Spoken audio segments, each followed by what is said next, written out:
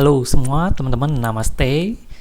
Selamat datang kembali dengan saya Effendi Wang. Kali ini kita akan bahas tentang linguistik terapi. Jadi konteksnya adalah permasalahan ilmu pengembangan diri ya. Jadi kita ada masalah-masalah emosi, masalah-masalah mental block, masalah-masalah ya perihal itulah emosi dan mentalnya kita.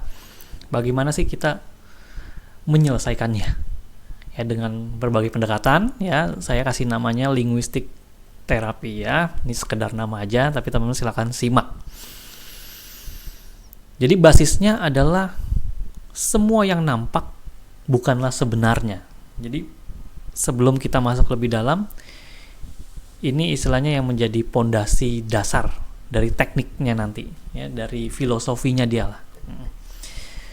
Sama seperti filosofi spiritualitas ya, misalkan yang nampak ini Effendi, tapi apakah Effendi ini adalah yang nampak, yang terlihat ini? Ya kalau dicari tahu sebenarnya, sejatinya ya mungkin ini, tapi bukan yang ini seutuhnya. Buktinya ada orang yang yakin dengan namanya misalkan past life ya, anggap aja kalau ada yang yakin past life, berarti kan bukan tubuh ini dong yang sejati, bukan yang nampak ini yang sebenarnya. Ada yang lebih subtle, ada yang lebih mendalam lagi. Jadi kita nggak bisa melabeli seolah-olah ini adalah yang sebenarnya. Nah ini prinsipnya sama, begitu juga kayak kopi. Kenapa kita bisa bilang ini kopi? Ya, satu gelas kopi. Padahal kopi itu nggak ada. Kopi itu hanya nama yang diberikan kepada suatu minuman yang berasal dari biji kopi yang dihancurin, ya, dicampur air panas, ya, dengan teknik-tekniknya, dan dikasih nama kopi. Nanti kopinya macam-macam namanya. Artinya apa? Artinya kopi itu sebenarnya interdependensi, ya, saling keterkaitan, elemen-elemen yang saling keterkaitan, dan nama itu diberikan. Tapi esensi sejati dari yang berdiri sendiri, intisari yang berdiri sendiri itu nggak ada. Tapi kita sepakat bahwa yang nampak ini dikasih nama adalah kopi, yang nampak ini dikasih nama Effendi. Nah, kaitannya dengan terapi apa? Misalkan ada orang yang gagal aja deh, atau ya gagal. Gagal itu kan sebuah nama yang diberikan pada satu konteks tertentu. Karena misalnya konteksnya dibandingkan dengan siapa, itu maka dia dibilang gagal. Itu apa ukurannya sehingga dia dibilang gagal, ya kan?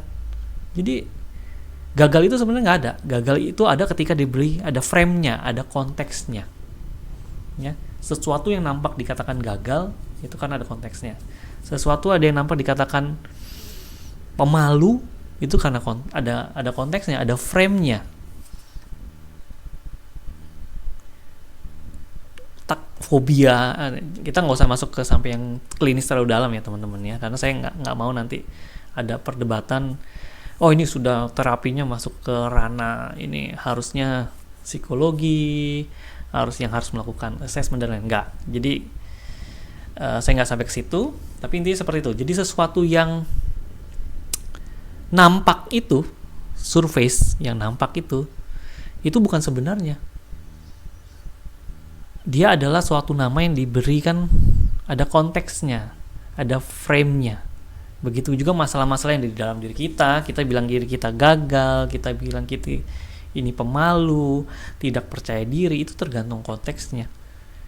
Kapan persisnya dia tidak percaya diri? Dengan siapa persisnya? Itu loh kan. Jadi semua label-label itu sebenarnya, sampai label-label penyakit dan sakit itu ya semua ada tergantung frame-nya. Ya, yang itu bukan sebenarnya gitu loh. Ya. Nah, tadi kan cerita ada yang lebih dalam lagi, tapi kan ini tetap baik ya, yang surface ini tetap baik. Kita harus memberikan nama sehingga kita bisa punya ukuran. Karena ada ukurannya sehingga kita bisa menemukan formula-formula penyeimbangnya. Itulah ya. kita bisa melabeli dia, misalkan kayak autisme, kita mengadukan dia ADHD, kita melabeli dia hyper. Kan ada ukurannya, karena ada ukurannya sehingga kita ada potensi untuk kita bisa merubahnya. Kalau nggak jelas identitasnya, bagaimana kita bisa merubah? Kan gitu ya prinsipnya ya. Jadi yang surface ini tetap baik, tapi prinsip dasarnya kembali bahwa yang nampak itu bukan sebenarnya. Jadi yang tadi dibilang gagal, misalkan saya males, saya tidak suka membaca buku, misalkan gitu ya. Ini cuman penampakan aja. Ada yang namanya lebih deep lagi. Sebenarnya dia bukan nggak suka baca buku sebenarnya itu loh. Misalkan kalau digali-gali lebih dalam sebenarnya, misalkan apa ya? Kalau digali misalnya tanya kenapa nggak suka baca buku, ya nggak penting. Misalkan kenapa nggak penting? Iya nggak bisa jadi duit. Misalkan emang kenapa? Dan lain-lain. Ternyata bukan soal nggak suka baca bukunya. Misalkan buat dia buku itu nggak ada manfaatnya. Misalkan buat dia buku itu nggak bisa menghasilkan uang misalkan. Gitu ya. Jadi bukan dia tidak suka buku. Jadi ada sesuatu yang lebih mendalam. Jadi kita bisa melihat sesuatu yang menyelesaikan suatu masalah di level surface, kita bisa menyelesaikan suatu masalah di level lebih deep, kita menemukan ada sesuatu di balik itu. Ini sama seperti kita kalau ngomong dunia metafisik, jiwanya. Jadi kita nggak ini, kan dia ada jiwa di dalam. Jadi jiwanya ini, karena jiwa itu dia yang lebih dalam, nggak fisiknya, gitu loh. Ketika fisiknya mati, enggak kok nggak mati, ada jiwanya. Tuh. Ya ada sesuatu yang lebih deep. Nah ya, kalau di pendekatan mungkin Neuro-Linguistic Programming atau NLP ya kan bisa, misalkan masalahnya saya ini jelek, muka saya jelek, jadi nggak mungkin saya bisa dapat misalkan pacar yang cantik misalkan. Nah ini kan bisa ini kita mau menyelesaikan di level surface ya. Nah kita kan bisa, ya udah berarti kan dia ngerasa dirinya jelek sehingga dia nggak bisa punya potensi mendapat sesuatu yang lebih baik. Kita bisa misalkan pakai diagram Cartesian. Di dunia ini ada nggak orang yang jelek tapi tetap dapat pacar cantik? Oh ya ada loh. Wah, itu artinya kita mencoba untuk mencari solusi di level surface. Ya udah, kita memang menganggap permasalahan dia adalah permasalahan tentang dia merasa jelek. Ya. Kalau kita masuk ke level yang lebih deep, sebenarnya nanti digali. Wah, ini bisa-bisa bukan soal dia merasa jelek misalkan.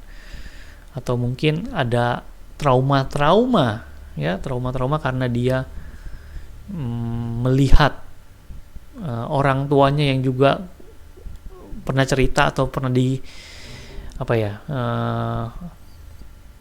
ditolak. Dilihat temennya, dilihat orang tuanya, dia ada referensi ya, ditolak. Atau dia merasa ya macam-macam lah. Jadi kita melihat suatu masalah nggak langsung dari yang apa yang nampak, tapi kita lihat lebih dalam lagi apa di balik dari pelabelannya dia. Diri dia tuh bukan yang dilabeli itu, diri dia adalah yang di dalam ini, bukan si yang dia merasa jelek. Ternyata mungkin dia yang merasa misalkan merasa kurang percaya diri misalkan. Dia punya self image itu, aku yang kurang percaya diri, sehingga si kurang percaya diri mencari-cari alasan bahwa untuk tidak berani untuk mengejar sesuatu yang lebih baik itu dengan alasan jelek. Dia cari alasan, padahal identitas jelek itu cuman topengnya dia. Ada yang lebih deep gitu ya teman-teman. Nanti penyelesaiannya bisa macam-macam. Kalau teknik penyelesaian nanti bisa kognitif, somatik, afektif. Nah kognitif itu kan kayak tadi, kalau NLP kognitifnya maknanya dirubah, di reframing. Somatik kita bisa ajak dia merasakan, misalnya somatik yang deep ya, misalkan dia punya rasa tidak percaya diri gitu ya, kita ajak dia hening, masuk ke dalam kedalaman, bertemu diri dia yang tidak percaya diri, ya kita samperin, suruh dia melepaskan rasa yang tidak nyaman itu, rasa tidak percaya itu kita lepaskan dan kita ajak dia kembali ke masa kini. Yang itu ada unsur kognitifnya ada, somatiknya ada, gitu ya, afektifnya ada, gitu. Jadi kan nanti kalau penyelesaiannya kita bisa combine. Tapi intinya gitu, pendekatan linguistik terapi ini teman-teman bisa melihat dari penyelesaiannya lewat apa yang nampak, apa yang lebih dalam, melihat identitas dia lebih dalam. Disitulah kita mulai mengolahnya. Ada yang lebih dalam lagi, melampaui semua itu, karena kita melihat bahwa mau yang nampak di luar, mau yang nampak di dalam, yang lebih mendalam itu sama saja kan, sama-sama bukan, sejatinya bukan dirinya, gitu loh. Itu nanti kita bahas lebih lanjut karena akan panjang ya, karena ini udah masuk ke ranah-ranah spiritual ya, ranah-ranah yang transpersonal, yang melihat diri kita bukan lagi tubuh dan pikiran ini, gitu loh. Kalau masih ranahnya ada tubuh ini kan bisa dengan pendekatan humanistik dan lain-lain ya. Nanti kita bahas lebih lanjut ya. Semoga dari pembahasan sekilas ini teman-teman ada bayangan, gitu. Jadi ini bisa dipakai untuk sehari-hari, jadi nggak harus ada masalah-masalah case-case psikologi yang sampai mengganggu hidup kita benar-benar ya, sampai ke fisikal, bahkan psikomatik, nggak harus. Jadi masalah-masalah ketidakpercayadirian, malas, ya, lihat orang lain ya, anak kita atau pasangan kita punya masalah tertentu yang sederhana-sederhana, ini kita bisa lakukan. Seperti itu, teman-teman. Kalau ada pertanyaan silakan langsung aja ya, teman-teman bisa di kolom komentar, atau teman-teman juga boleh langsung WhatsApp saya, nanti saya berikan WhatsApp-nya, nanti kita bisa diskusi ya lebih lanjut. Oke, sampai sini dulu. Buat teman-teman yang tertarik untuk kita diskusi lebih lanjut, menggali lebih banyak tentang linguistik terapi yang saya bahas tadi, lebih mendalam lagi masing-masingnya, nanti saya ada grup kelas ya, jadi grupnya grup Telegram ya, diskusinya, tapi kita ada jadwal pertemuan juga di setiap bulan, nanti ada jadwalnya. Di bulan Februari nanti ada tanggal 3 Februari. Yang Januari sih belum juga pertemuan, masih ada jadwal pertemuannya, tapi di Februari nanti ada juga lagi. Jadi teman-teman yang tertarik silakan join.